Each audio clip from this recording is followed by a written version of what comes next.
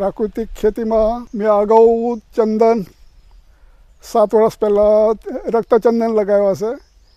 રક્તચંદનની સાથે અગરવુડ છે, મહાગુની છે, શાક છે, વિવિધ પ્રકારના ફર્નિચરવાળા, પછી ફરાવ ઝાડમાં આંબા, જામફળ, ચીકુ છે, લીંબુ છે. મિલેટમાં મારે કોદરો છે, કાંગની છે. કઠોળમાં મગ, અડદ, તુવર, ચણા તેમજ મસાલા પાકોમાં હળદર કરી છે. અત્યારે હું પ્રાકૃતિક કરું છું એટલે ખર્ચો નહિવત છે. ખર્ચો બધું હું પોતે જ બનાવું છું એટલે ખર્ચો કશો નહીં. જે કંઈ પાકે ફસલ એ બધું નફામાં જ છે. હું આ હળદરનું એને સૂકવીને પછી જાતે જ પાવડર બનાવીને ઘરે જ વેચું છું.